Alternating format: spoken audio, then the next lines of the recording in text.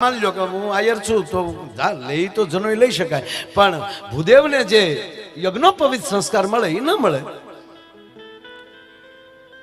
સંતો છે અથવા તો આ ઓસમાણભાઈ છે મુસ્લિમભાઈ, એને અગ્નિ સંસ્કાર ન મળે, એને સમાધિ સંસ્કાર હોય. તે સમાધિ સંસ્કાર આપણને ન મળે. 16 બધાને નથી મળવાના, પણ સાતી ઠોકીને કહું, ગર્ભ સંસ્કાર તો એકો એકને મળતો હોય છે, કારણ કે ઉત્પન્ન સ્થાન માં છે. હમણાં એક હોસ્પિટલમાં બાળકનો જન્મ થયો, તે જન્મતા વેત બોલ્યો. નગર ખરેખર જે વસ્તુ જયારે સારી લાગતી તે લાગે ને, જન્મતા જ બાળક રડવું જ જોવે, રડે તો જ રૂડું લાગે. ન રડે તો ડોક્ટર ઊંધું રાખીને રડાવે છે, પાણીના સાપવાના કે રેડ ને. એક છોકરાને સાહેબે કીધું રેડ ને, એને ડોક્ટરને કીધું મૂક ને. હું કામ રડું, હજી હાલ્યો આવું છું. ડોક્ટર મૂક્યા પછી ક્યાં ગયો છે એની કલ્પના કરો, વંડી ઠેકી ગયો. પણ હમણાં એક બાળક તો રડ્યું, સાહેબ રડ્યું નહીં, નકર હાસ્ય સારું જ છે, પણ જન્મતા હશે તો કેવું લાગે? જન્મતા હું એનું ગામ મૂકીને વયું જાય કે આ ભૂતના પેટનો કોણ આવ્યો હે. નહીં, જે વસ્તુ જયારે સારી લાગતી હોય ત્યારે. આજે જો આ ભૂરાભાઈ હોલના ગ્રાઉન્ડમાં મારો ભૂરો સફળ થયો. મારો જોક્સમાં તમે જાણો છો કે મારે એ પાત્ર છે, ભૂરો છે. તો એ ન્યા હું ગુજરાતમાં ભૂરો કર્યું તો આજે ભૂરાભાઈ હોલમાં આવવાનો અવસર મળ્યો. તમે જે ધારો નહીં થાય.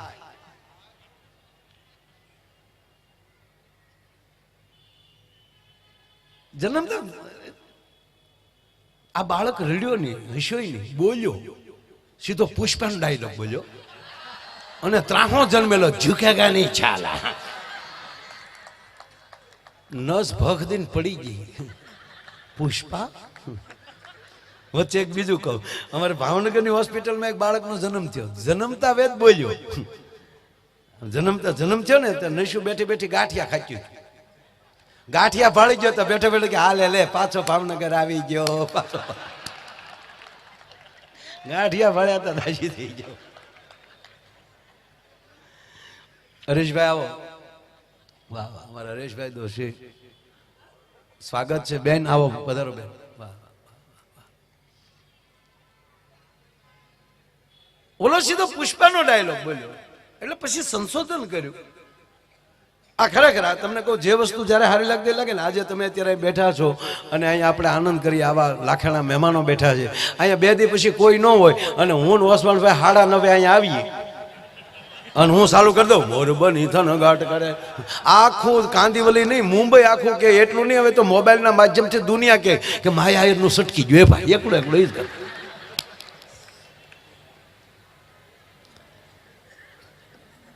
અને માતાઓ બેઠા એટલે મને હાવ તમને નવું બ્રાન્ડ કહું, હાવ બોલે આરું આમ ઉગે બહુ હળું હળું કરે. જો આ મારા 55મો વર્ષ હાલે, જો એ 80 તારીખ હોય તો. પેલા કે તારીખ લખતા નહીં, ભણાવવા મોકલીએ ત્યારે માસ્તર 5 વર્ષનો અંદાજ મારે તારીખ નાખી દે. પણ ના, મારે 80 તારીખ છે. હા, અખાત્રી જ હતી ને એટલે તેથી અખાત્રી હતી. ભાઈ ભાઈ જો આની પાસે એક એની કલાનું સાધન છે ને, તો આપણે આમાં ગમે એમ આખ્યું કરે તો આપણને મજા આવે. આગળ કેમેરા વગર કરે, લે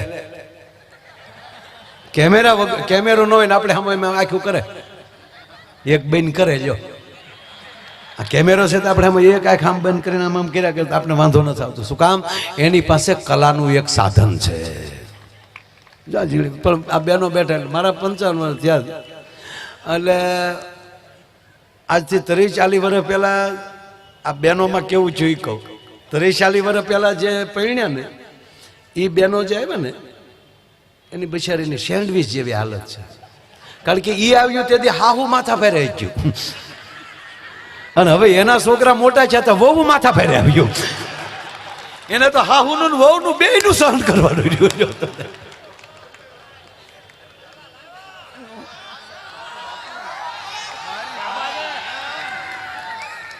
નહીં, દરેક પ્રોગ્રામમાં એખાદી આઈટમ તો એવી હોય જ છે કે પહેલી વાર રેકોર્ડિંગ થતી હોય.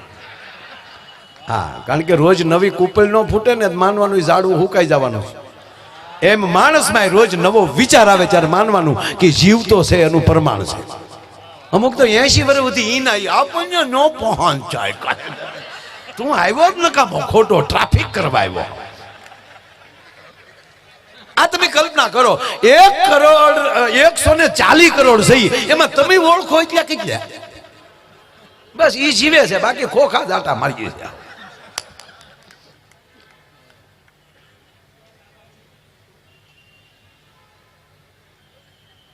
ઓલાનું સંશોધન કર્યું કે જન્મતા જ પુષ્પાનો ડાયલોગ બોલ્યો કેમ. એ સંશોધન કર્યું ત્યારે જાણવા મળ્યું કે આ છોકરો પેટમાં હતો તે એની માએ 45 વાર પુષ્પા જોયું હતું. સાહેબ, પાયાના સંસ્કાર છે, એ ગર્ભ સંસ્કાર છે.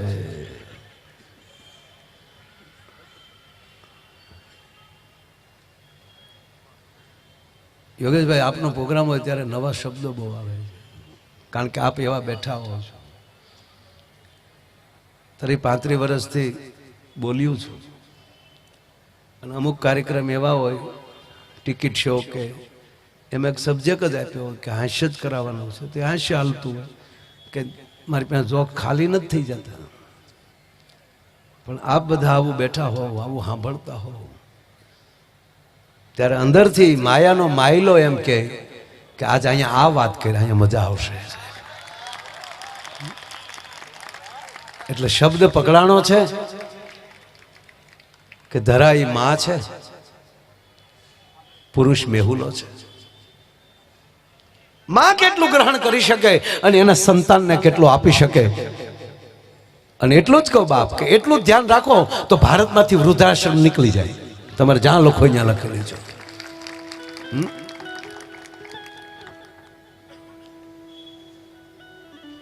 મહાભારતનું યુદ્ધ, 7 કોઠાની રચના. ભગવાન કૃષ્ણ અને અર્જુન હાજર નથી અને રાત્રિનો નિર્ણય થયો કે આવતીકાલે 7 કોઠાનું યુદ્ધ છે. તો 7 કોઠાના યુદ્ધમાં આ યુવાન બેઠા છે. એટલે કહું છું, મારા બાપ તેથી 21 વર્ષના અભિમાન્યુએ બીડું ઝડપ્યું કે ભલે મારા પિતાજી અર્જુન ના હોય, પણ 7 કોઠાના યુદ્ધમાં કાલે અભિમાન્યુ ઉતરશે. આપ જાણીએ છીએ 6 કોઠા સુધી લડે છે. 7મા કોઠામાં કર્ણ જેવા, દુર્યોધન જેવા, ગુરુ દ્રોણ જેવા દયા છોડી દીધી અને તમામ યુદ્ધના નિયમોને એક બાજુ મૂકી અને એક 21 વર્ષના યોદ્ધા ઉપર ઘા થાય છે. અભિમન્યુ કહે છે, મામા કૃષ્ણ, આ લોકો નિયમ છોડી દીધો છે, હું રથથી નીચે છું, નિહત્થો છું અને મારા ઉપર ઘા થાય છે. અંતે જાણીએ છીએ કે અભિમન્યુનું મૃત્યુ થયું. આ દેશનો અદ્ભુત યુવાન, 21 વર્ષની ઉંમર હતી અભિમન્યુની. બાપુ સાંજ પડી, અભિમન્યુનો દેહ પડ્યો છે, ફૂલડેથી ઢકાણો છે અને એની માતા ભગવાન નારાયણની બેન સુભદ્રા કાંડા પસાડે છે. દીકરા જાગો, અભિમન્યુ જાગો બેટા. એમાં કૃષ્ણનો પ્રવેશ થાય છે. નારાયણ હાલ્યો આવે છે. સુભદ્રાએ દોટ દીધી, કૃષ્ણના પિતાંબરના 2 છેડા પકડ્યા. ગોપાલ, મારા અભિમન્યુ એની દીકરી, એની પત્ની ઓતરાને હજી હું તેડીને આવી, દીકરી હજી ઘરે પહોંચી છે, એના પેટમાં 5 મહિનાનો ગર્ભ છે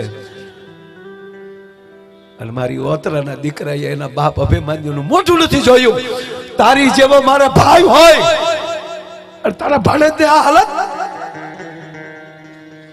અને બેઠો કર, નહીતર મારા પ્રાણ કાઢી નાખું. એટલું નહીં, ભગવાન કૃષ્ણ કેવલ ઉભા છે, હલે છે આખો, જેમ સુભદ્રા હલાવે એમ હલે છે. મૌન ઉભો છે નારાયણ. અને ત્યારે સાથી ઉપર ઢીકા મારે. ગોપાલ, તને કહું છું, ગોવિંદ, મધુસૂદન, તને કહું છું, મારો દીકરાને ઉભો કર. કૌરવે કપટથી મારા દીકરાને ઘેરી લીધો, પણ જો એક પછી એક આવ્યા હોત તો ખબર પડે કે સુભદ્રાના ધાવણમાં શું તાકાત છે. મારા દીકરાને કપટ કરીને માર્યો છે. ગોપાલ અતિ રુદન થાય છે, કૃષ્ણ ચટકો કરે છે. સુભદ્રાનું બાવડું પડે. સાવધાન સુભદ્રા, ધીરજ સુભદ્રા, કે તો ગોપાલ હું શું કરું? અને હવે કૃષ્ણ બોલે છે, સાંભળ સુભદ્રા, તારા અભિમન્યુનું મૃત્યુનું કારણ તું છો. ગોવિંદ, હા તું છો. ગોપાલ આવું ન બોલો બાપ. હા બેન, અને સાંભળી લે બેન, એ સુભદ્રાને નથી કૃષ્ણ કહેતા, જગતની માતાઓને હવે કહે છે કે સાંભળી લે સુભદ્રા, અસ્તિત્વ બોલતું હોય, નારાયણ બોલતો હોય ત્યારે એને સાંભળી લેજો. હું તને બેસાડી, તારા પેટમાં અભિમન્યુ જ્યારે હતો ત્યારે હું તને બેસાડી રાત્રિના સમયમાં, અને હું તને 7 કોઠાની વાત કરતો તો હું તને નહોતો સંભળાવતો, અભિમન્યુને સંભળાવતો તો પેટમાં. હું તને 7 કોઠાની વાત માંડીને બેઠો હતો ને બેન, ત્યારે 6 કોઠાની વાત તે સાંભળી, 7મા કોઠાની વાત ચાલુ કરીને તું સૂઈ ગઈ. એ તારી નીંદરે તારા દીકરાને કાયમ નીંદર આપી દીધી છે. અને સાંભળી લે સુભદ્રા, એ 7 કોઠાની વાત જો તું સાંભળી ગઈ હોત તો પૃથ્વીના પડમાં કોઈની તાકાત નહોતી કે મારા ભાણેજનો કોઈ વાળ વાક્યો કરી શકે. પણ તારી નીંદરે તારા દીકરાને ગર્ભ સંસ્કાર ન અપાણા એટલી ખામી રહી.